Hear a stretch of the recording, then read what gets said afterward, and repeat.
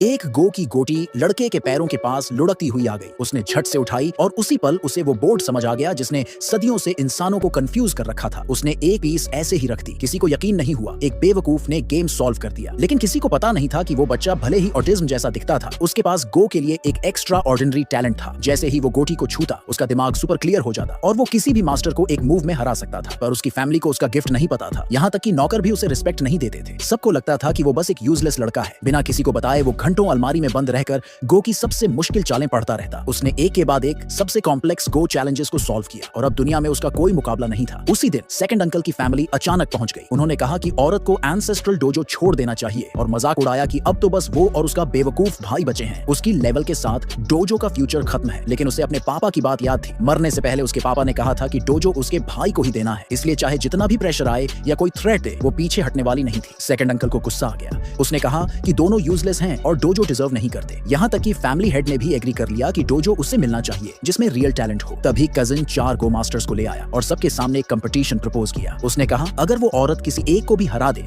तो वो स्पर्धा से हट जाएगा, लेकिन अगर वो एक भी गेम नहीं जीत पाई तो उसे अपने भाई के साथ जाना होगा और कभी वापस नहीं आ सकेगी। वो जानती थी कि उसका कजिन पूरी तैयारी से आया है, क्योंकि जो खिलाड़ी वो लाया था उनकी चाल इतनी खतरनाक थी कि वो एक मूव में किसी को खत्म कर सकते थे। लेकिन अब उसके पास पीछे हटने का कोई ऑप्शन नहीं था। वो बोर्ड के सामने बैठ गई, पूरी तरह से लड़ने के लिए रेडी थी। शुरुआत बराबरी की थी, लेकिन जब 38वीं गोटी रखी गई तब सब कुछ बदल गया। सामने वाले ने अपनी पहली स्पेशल मूव खेली। उसकी एक गोटी तुरंत निगल ली गई और बोर्ड पर एक इविल स्पिरिट दिखाई दी। वो शांत रही, स्ट्रैटेजी में कोई गलती ढूंढने लगी। जब उसे लगा कि एक कमजोरी मिल गई है, तभी बच्चे ने उसे चेताया कि वो एक ट्रैप है। जैसे ही अगली गोटी गिरी, उसकी चाल पूरी तरह से टूट गई। तब उसे समझ आया कि सब कुछ शुरू से प्लान किया गया था। उसे कुछ समझ नहीं आया और वो डर से पसीना पसीना हो गई। फिर अचानक खून थूक दिया। लोगों को लगने लगा कि अब वो हार चुकी है, लेकिन उसी वक्त जब सामने वाले ने देखा कि वो अब भी हार नहीं मान रही, उसने अपनी दूसरी स्पेशल मूव चला दी। उसकी पूरी डिफेंस सील कर दी गई। अब जीतने का कोई चांस नहीं बचा था। फैमिली हेड ने उसकी हार डिक्लेयर कर दी और कहा कि अब वो अपने भाई के साथ चली जाए, लेकिन तभी उसका कजिन बीच में आ गया। उसका असली इरादा था दोनों को खत्म करना। उसने कहा कि एक गेम तब तक अधूरा नहीं छोड़ा जा सकता जब तक पूरा खत्म ना हो। तभी बच्चा खड़ा हुआ और बोला कि वो जीत सकता है। कजिन ने एक गोटी उसकी तरफ फेंकी और कहा अगर खेलना है तो ये मौका है। बच्चे ने गोटी उठाई, उसकी आंखें चमक उठी और बिना झिझक के बोर्ड पर चढ़ गया। सामने वाला हंसने लगा, बोला कि अगर वो अंदर गया तो जिंदा बाहर नहीं आएगा। फिर उसने तीसरी टेक्निक का यूज किया। एक गोटी गिरी और बच्चे को काली एनर्जी ने चारों तरफ से घेर लिया। पूरा बोर्ड नर्क बन गया। सबको लगा बच्चा भी खत्म हो जाएगा, लेकिन अगले ही सेकंड उसकी आंखों में गोल्डन लाइट चमकी। उसने धीरे से एक गोटी रखी और वो जानलेवा ट्रैप तुरंत गायब हो गया। उसने बड़ी आसानी से तोड़ दी थी उस सीक्रेट टेक्निक को जो भगवान की कही जाती थी।